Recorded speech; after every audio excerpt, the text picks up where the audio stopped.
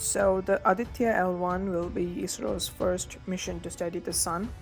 Earlier it was known as Aditya-1 and was a 400 kilogram probe with one scientific payload called the Visible Emission Line Spectrum, VELC in short. It was primarily to study the Sun's corona and events like the coronal mass ejection.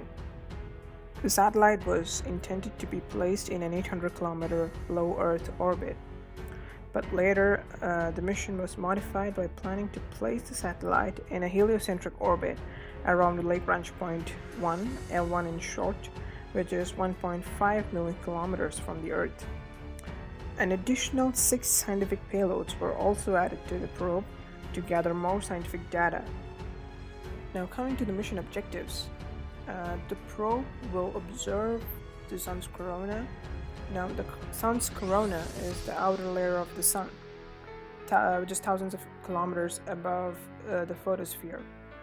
It has a temperature of an order of 1,000,000 Kelvin, which is much higher than the temperature of the solar disk or the photosphere, at around 6,000 kelvins.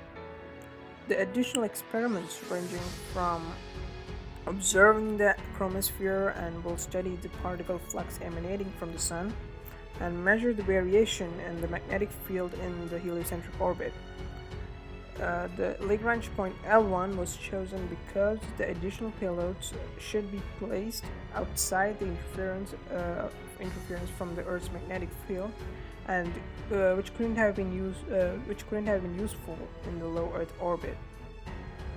Now, coming to the launch window, the probe will be launched most likely in the later half of 2020. It will be launched using the PSLV-XL Polar Satellite Launch Vehicle, which has an overall capability to launch payloads weighing up to 3.8 tons to low Earth orbit and 1.2 tons to geosynchronous transfer orbit. Now, coming to the payload section of this mission, many Indian universities and research institutes have taken part in this mission. The Indian Institute of Astrophysics, Inter-University Center for Astronomy and Astrophysics, Physical Research Laboratory, Space Physics Laboratory, Vikram Sarabhai Space Center, ISRO Satellite Center, Udaipur Solar Observatory, and Laboratory for Electro-Optic Systems have jointly designed the payloads for this mission. If we discuss these 6 payloads, they are the VELC, or the Visible Emission Line Coronagraph, which is the primary scientific payload that will be on board the probe. It will be used to study the diagnostic parameters of the solar corona and dynamics and origin of the coronal mass ejections.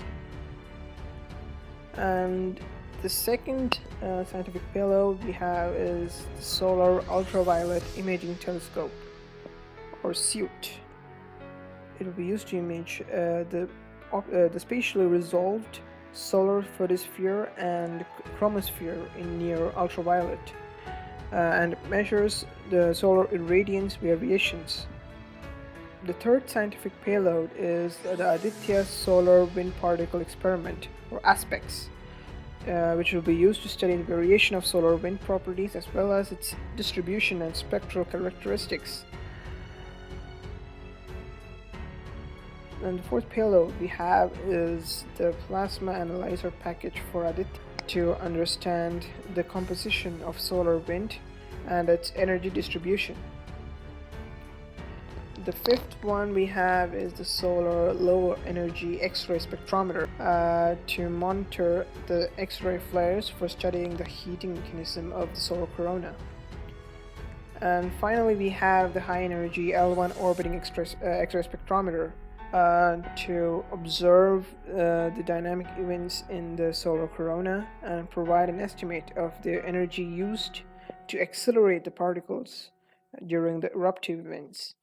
And finally, we have the magnetometer to measure the magnitude and nature of the interplanetary magnetic field. Now, if we discuss the importance of the mission, The mission, I think it's quite interesting because if we consider the vast amount of data from the solar corona, which the mission is primarily based on, the additional payloads will help solar astrophysicists from multiple institutions within India, and it helps in a deeper understanding of the sun and will open the scope of answering the fundamental questions related to coronal mass ejections.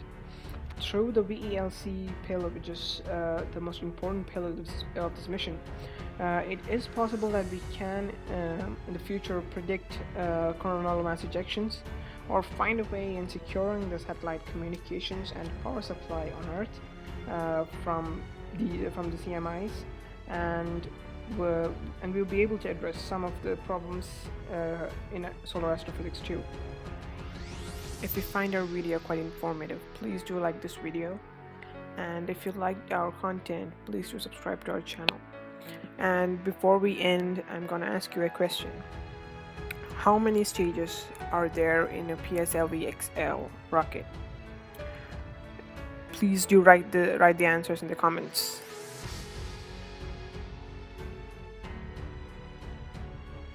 And that's it. See you all in the next video.